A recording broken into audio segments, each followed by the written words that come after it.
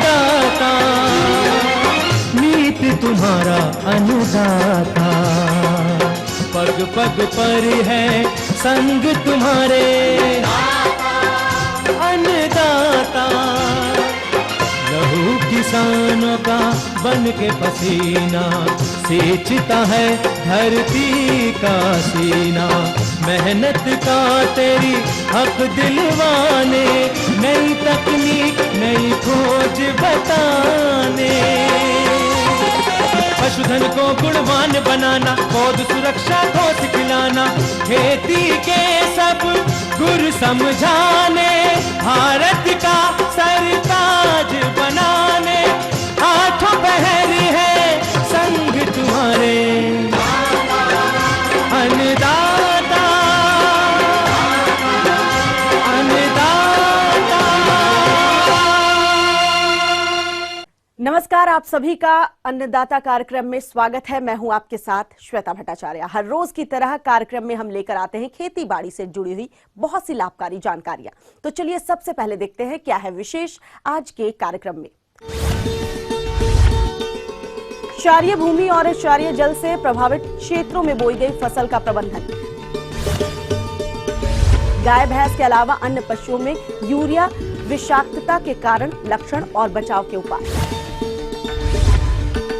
मिर्च की फसल को क्षति करने वाले विभिन्न कीटों का नियंत्रण उपाय।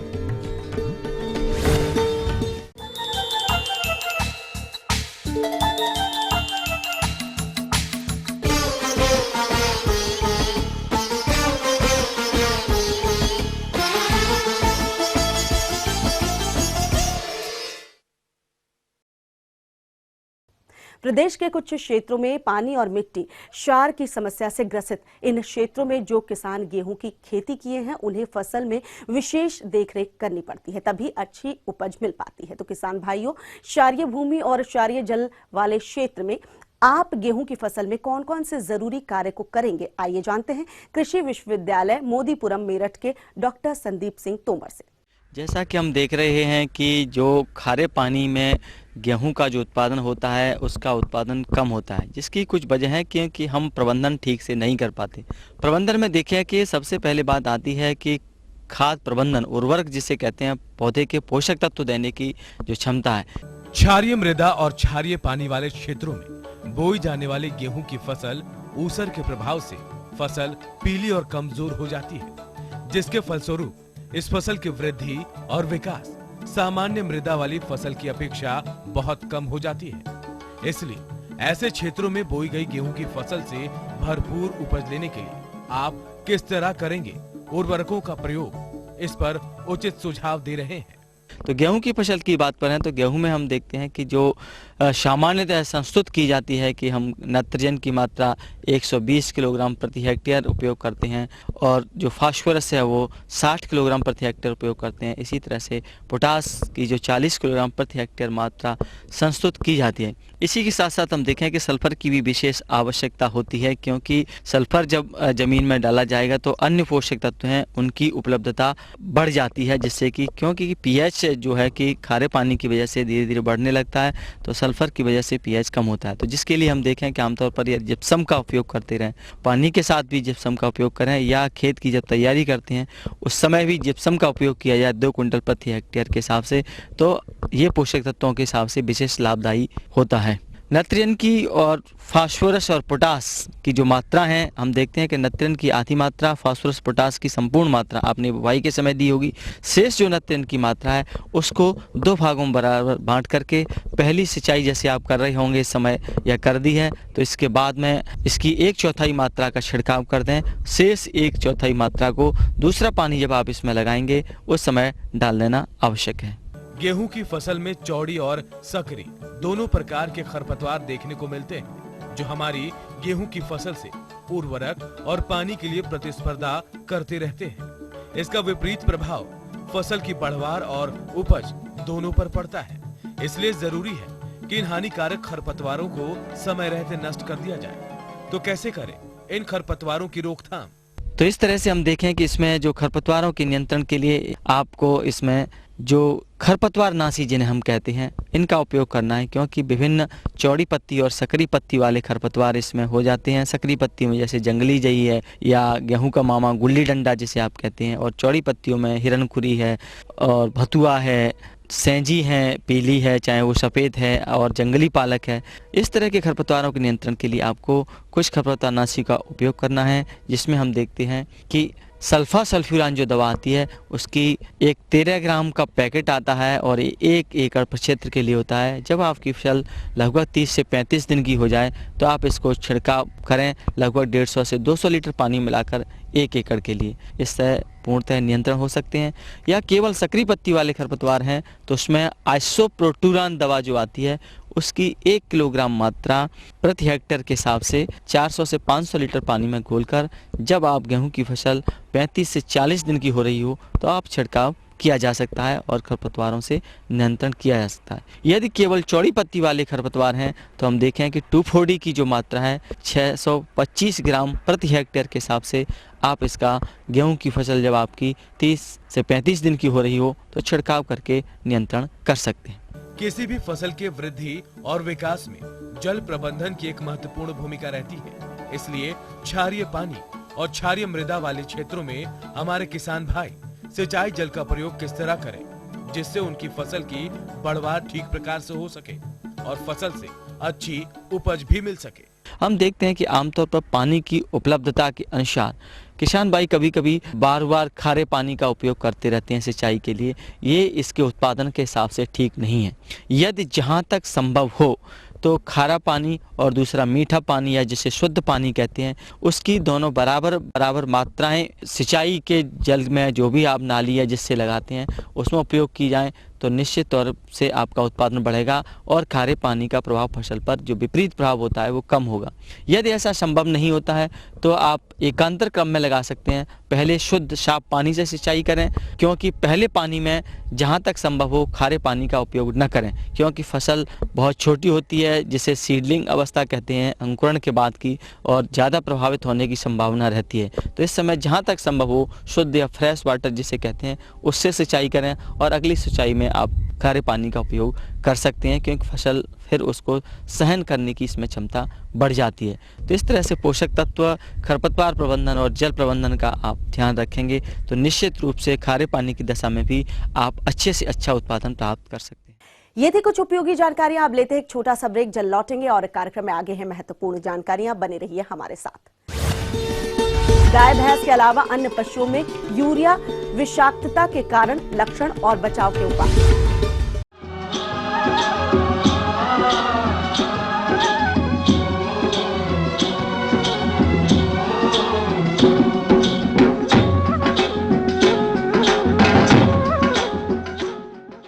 ब्रेक के बाद आप सभी दर्शकों का स्वागत है। चलिए रुख करते हैं अगली कड़ी की ओर।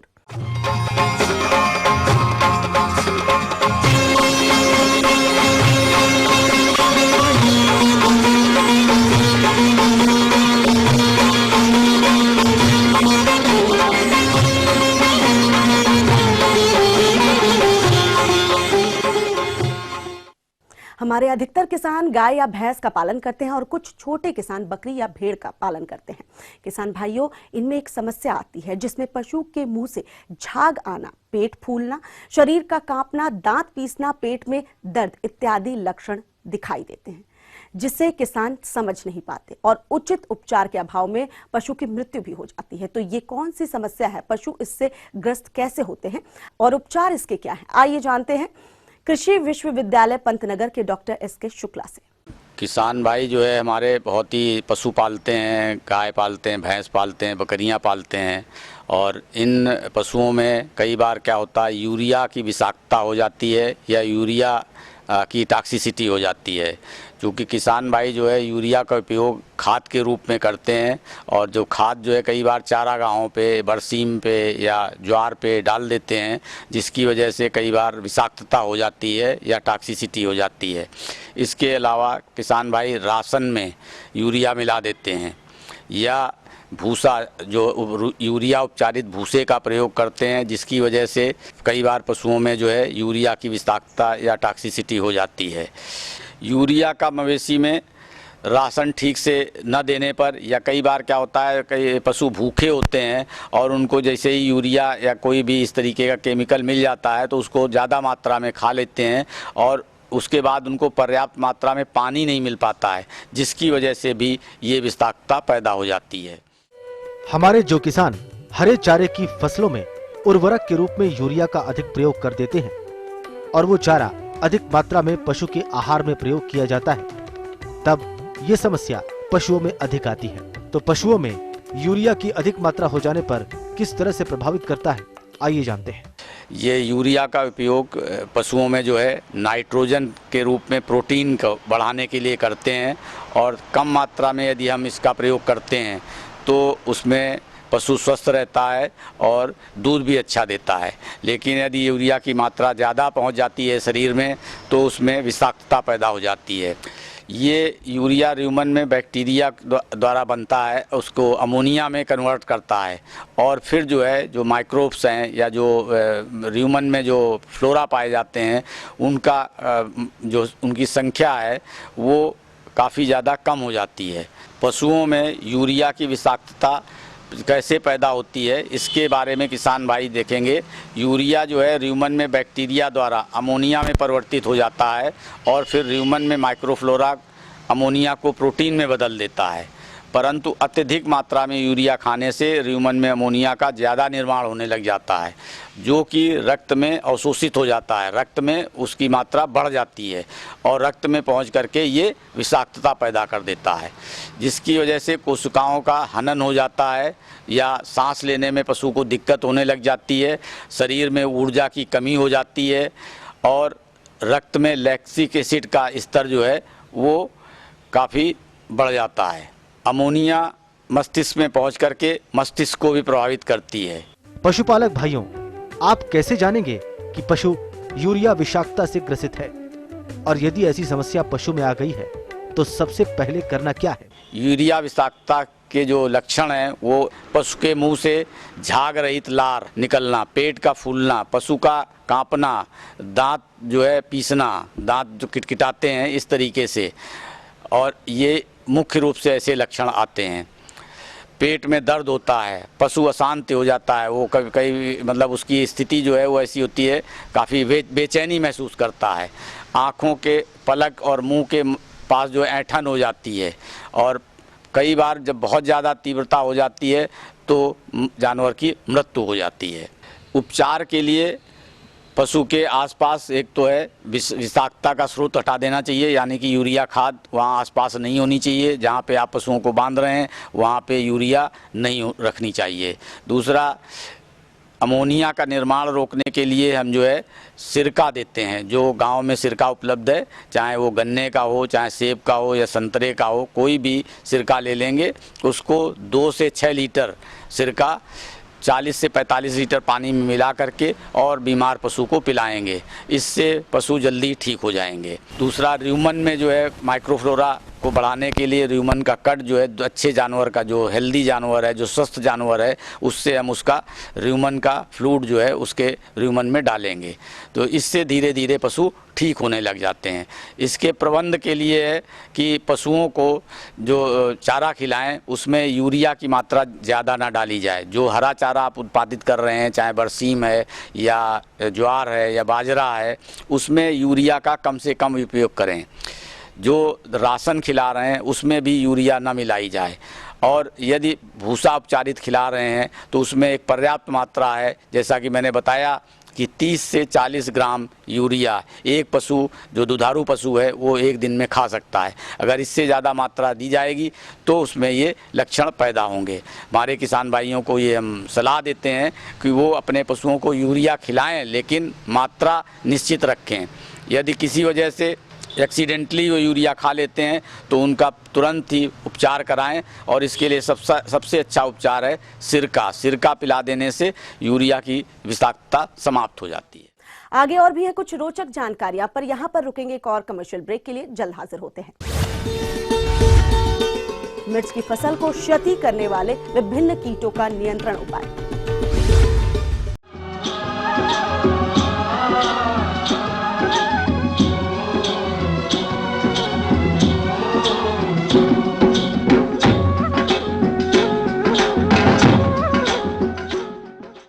बाद एक बार फिर से आप सभी दर्शकों का अन्नदाता कार्यक्रम में स्वागत है। बढ़ते हैं अगली प्रस्तुति की ओर।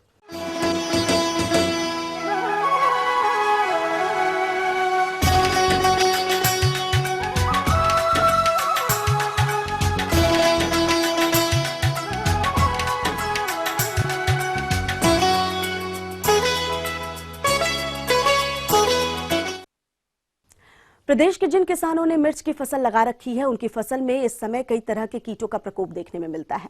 अतः इस फसल से अधिक उपज प्राप्त करने के लिए कैसे करें इन कीटों का नियंत्रण, इस पर विस्तार से जानकारी दे रहे हैं कृषि विश्वविद्यालय जोबनेर राजस्थान के एक कीट वैज्ञानिक डॉक्टर केसी कुमावत। किसान भाइयों, इस समय मिर्च की फसल खेत में खड़ी है और आप देखेंगे विभिन्न प्रकार के कीट एवं कुछ गैर कीट इस फसल को नुकसान पहुंचाते हैं। कीटों के अंदर विशेष रूप से सफ़ेद मक्खी, पर्णजीवी, फल भेदक कीट ये प्रमुख कीट हैं। पर्णजीवी एवं सफ़ेद मक्खी ये कीट ऐसे कीट हैं जो न केवल फसल का रस चूसते हैं, पत्तियों का रस चूसते हैं या कोमल भागों का रस चूसते हैं, बल्कि पौधे में विषाणु रोग डालकर पौधे में माथाबंदी नामक बीमारियां पैदा करते हैं। एवं इसी तरह एक मोइला भी लगता है इस पे, तो मोइला बहुत काफ़ी कम संख्या में लगता है, परंतु ये भी जो है विषाणु रोग पनपाता है। तो ये जो है एक मोजेक बीमारी लगती है, एक पत्ती मुड़न या लीफ कर्ल नामक बीमारी लगती है, दोनों मिलकर और ये कॉम्प्लेक्स पैदा हो जाता है जो लीफ कर्ल एवं जो है मोजेक बीमारी का होता है। ये माथाबंदी होने के बाद में, इसको माथाबंदी भी कहते हैं किसान, जिसको हम जो है विषाणु रोग कहते हैं। तो ये माथाबंदी से फसल जो है बिल्कुल पत्तियां मुड़कर, शाखाएं भी मुड़ जाती है, पत्तियां भी मुड़ जाती है, फूल बहुत कम आते हैं। यदि फूल आ भी जाते हैं कुछ तो फूल झड़ जाते हैं, कुछ यदि फल बनते भी हैं तो फल झड़ जाते हैं। ये जो है माथाबंदी से होते हैं। एवं इनका जो रोग का फैलना होता है उसके जो है ये जो मैंने आपको कीट बताए हैं ये इसके कारक हैं, इसको फैलाने वाले कारण हैं।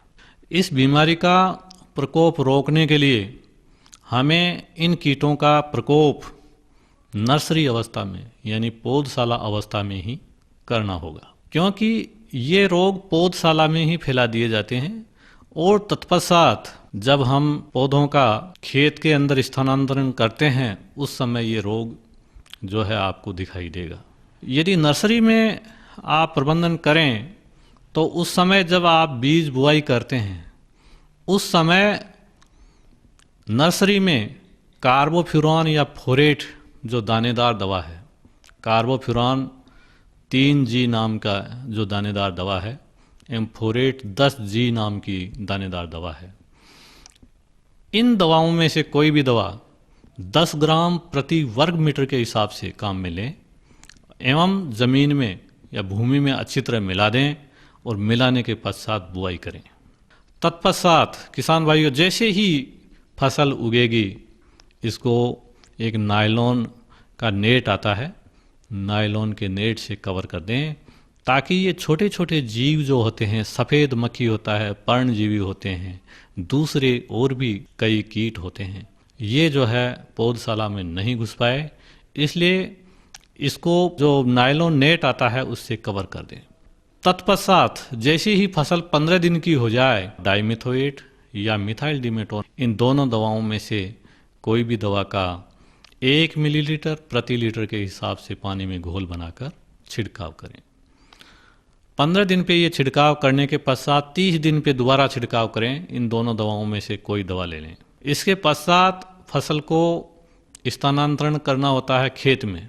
खेत में स्थानांतरण करने से पहले इस बात का ध्यान रखें कि किसी भी पौधे की यदि पत्तियां मुड़ी हुई है तो ये जाने कि ये पौधा जो है माथाबंदी या विषाणु रोग से ग्रसित है। ऐसे पौधे को आप निकाल दें एवं इसको नष्ट कर दें ताकि विषाणु रोग आगे नहीं पनप पाए।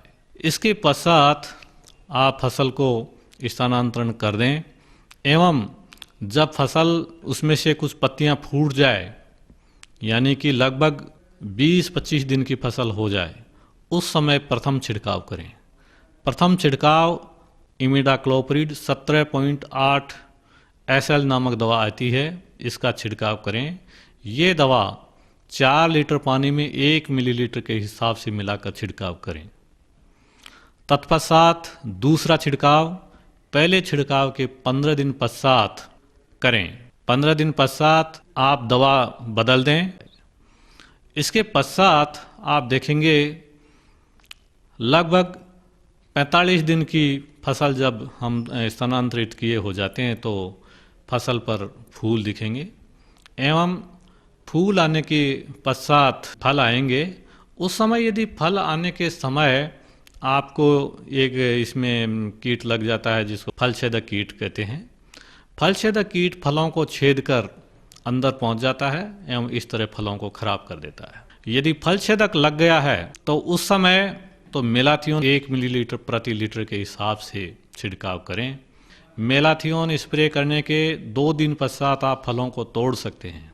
इस तरह से इन कीटों का आप समय पर इन बताई गई कीटनाशियों का सही मात्रा में इस्तेमाल करते हुए एवं सही तरह के पौध नियंत्रण इक्विपमेंट का प्रयोग करते हुए आप दवा का स्प्रे करेंगे तो इन कीटों का नितांत रूप से प्रबंधन संभव है। आप अच्छी फसल, स्वस्थ फसल, अच्छा उत्पादन, अधिक से अधिक उत्पादन ले सकते हैं एवं अधिक से अधिक मुनाफा कमा सकते हैं।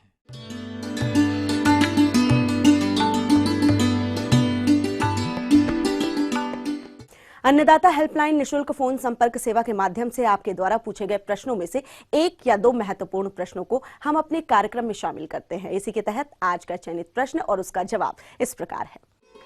आज की अन्नदाता में हमने जिस प्रश्न को शामिल किया है उसे पूछा है कम्हेनपुर आजमगढ़ के हरिकेश सिंह ने। आपने इस पानी के बाद बटन मशरूम फसल कक्ष में किए जाने वाले प्रबंधनों पर जानकारी चाहिए है, तो इसके लिए देखिए कार्यक्रम का यह अंश। देख रहे हैं ये mushroom research and training centre है पंतनगर का। यहाँ पर मशरूम का शोध, शिक्षण और प्रसार कार्य होता है मशरूम से संबंधित। मैं आपको आज यहाँ पर लगे हुए मशरूम के बारे में जानकारी देना चाहता हूँ। तो स्पानिंग के तुरंत बाद हमें ये देखना चाहिए कि कंपोस्ट में क्या स्पानन पूरा फैल चुका है या नहीं। लगभग स्पान फैलने में लगभग 10 से 15 दिन का समय लग जाता है। इसके पश्चात सारे बैग इसमें सफ़ेद हो जाते हैं। संपूर्ण जो कंपोस्ट है वो माइसीलियम से पूरा कवर हो जाता है। तो जब ऐसी स्थिति आ जाए तब इसके ऊपर हम आवरण मृदा का एक परत बिछा देते हैं 4 सेंटीमीटर मोटी। आवरण मृदा का बहुत महत्वपूर्ण रोल है मशरूम के उत्पादन में। अगर हम आवरण मृदा को नहीं बिछाएंगे तो हम फसल उत्पादन नहीं कर सकते हैं। आवरण मृदा बिछाने के लिए बैगों का मुंह खोल लेते हैं, जैसे आप यहाँ देख रहे हैं। यहाँ पर ये बैगों का मुंह खोल दिया गया है और इसके बाद में बैगों का मुंह चारों तरफ से बराबर करके और समतल करके और उसके नीचे जो कंपोस्ट रखी हुई है यहाँ पर उसको भी हम समतल कर लेते हैं। और इसके बाद में ये जो आप मिट्टी देख रहे हैं ये इसकी 4 सेंटीमीटर मोटी परत इस ऊपरी सरफेस पर बिछा देते हैं। बिछाने से क्या होता है, और इसके बाद में तुरंत पानी लगाते रहते हैं इसमें। केसिंग के इसको बोलते हैं केसिंग करना। इस केसिंग मृदा पर हम पानी लगाते रहते हैं जिससे कि इसमें फल उत्पादन शुरू हो जाता है। यहाँ पर कुछ बातों का ध्यान विशेष रूप से रखना चाहिए। पहली बात यह है कि केसिंग में अगर हम ज़्यादा बेबिस्टीन और ज़्यादा फॉर्मलिन का इस्तेमाल कर देंगे तो कवक जाल जो है, जो फल बनने हैं केसिंग मृदा आवरण पर जो फल बनने हैं वो नहीं बनेंगे या देर से बनेंगे या उनमें कोई अनियमितता आ जाएगी। इसलिए इस बात का ध्यान रखना पड़ता है कि हमारी जो कंपोस्ट है, जो हमारी केसिंग है, वो उसमें केमिकल का उपयोग निर्धारित मात्रा के हिसाब से करना चाहिए। दूसरी बात यह है कि जो हम आवरण मृदा प्रयोग कर रहे हैं वो पूरी तरीके से सड़ी हुई होनी चाहिए। यदि वो उसमें कोई भी कच्चा पदार्थ उपलब्ध है तो उसमें अन्य प्रकार की फफूंदियाँ आ जाती हैं, लेकिन बटन मशरूम के फल नहीं बनते हैं। इसलिए हमें बहुत सावधानी पूर्वक केसिंग आवरण मृदा का चुनाव करते वक्त हमें ध्यान रखना पड़ता है कि सारे पदार्थ जो हम केसिंग मृदा में उपयोग कर रहे हैं, आवरण मृदा में उपयोग कर रहे हैं, वो पूर्ण रूप से सड़े हुए होने चाहिए। गले हुए होने चाहिए। तो ये बात रही इसकी केसिंग मृदा की। जब हम केसिंग कर देते हैं, जैसे आप बैगों में देख रहे हैं, अब इसके बाद में हमारा फसल कक्ष का प्रबंधन कार्य शुरू होता है। यहाँ पर पानी की मात्रा कमरे के अंदर लगभग 90% रहनी चाहिए। जो ये पानी हम रोजाना सुबह और शाम लगाते हैं ताकि पानी का जो रिलेटिव ह्यूमिडिटी है, जो आपेक्षिक आर्द्रता है फसल कक्ष के अंदर, वो लगभग 80 से 90% लगातार बनी रहे। और दूसरी बात यह है इसमें, इसके साथ साथ हमें कमरे की जो खिड़कियाँ हैं वो लगभग 4 घंटे सुबह खोल के रखनी चाहिए, जिससे कि इसमें ताज़ी हवा का आवागमन हो सके। ये बात ध्यान रखनी चाहिए हमें कि हमें फसल कक्ष को लंबे समय तक बंद नहीं रखना चाहिए, नहीं अदरवाइज अन्यथा इसमें कार्बन डाइऑक्साइड की मात्रा ज़्यादा इकट्ठी हो जाती है, जिससे कि जो मशरूम का कवकजाल जो आप यहाँ देख रहे हैं, ये फफूंदी कवकजाल जो है ये केसिंग मृदा पर आ जाता है। इसकी वजह से क्या होता है, आवरण मृदा पर आ जाता है। इसकी वजह से क्या होता है कि उसमें फल बनने के बजाय मशरूम का कवकजाल आपको दिखाई देगा। ये तब होता है जब कार्बन डाइऑक्साइड की मात्रा फसल कक्ष में ज़्यादा हो जाती है। इसलिए हमें 4 घंटे प्रतिदिन फसल कक्ष को फसल कक्ष के जो दरवाजे हैं उनको खोल के रखना चाहिए। लेकिन ये भी ध्यान रखना चाहिए हमें कि कोई भी कीड़ा मकोड़ा, कोई भी इंसेक्ट पतंगा वो हमारे फसल कक्ष के अंदर प्रवेश ना करे।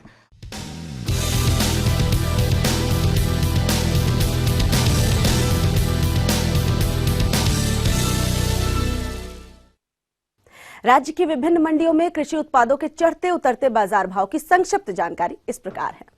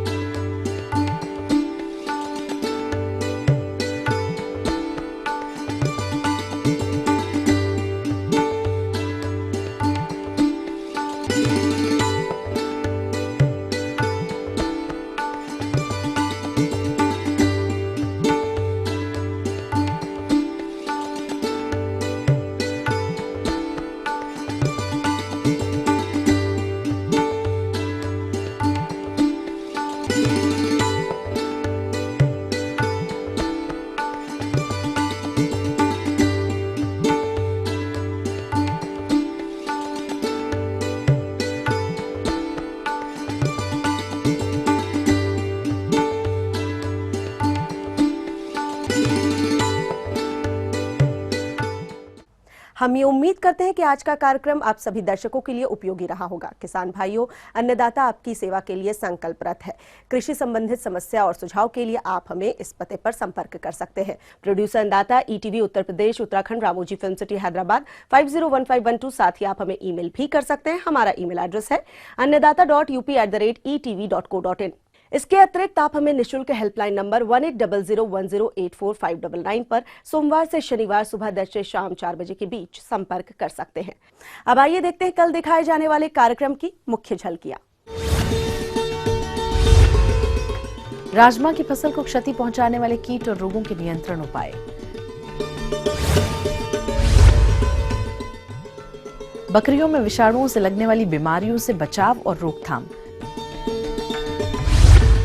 फिलहाल अन्नदाता की पूरी टीम को दीजिए इजाजत। कल फिर इसी वक्त आपसे मुलाकात होगी कृषि संबंधित कुछ और महत्वपूर्ण जानकारियों के साथ।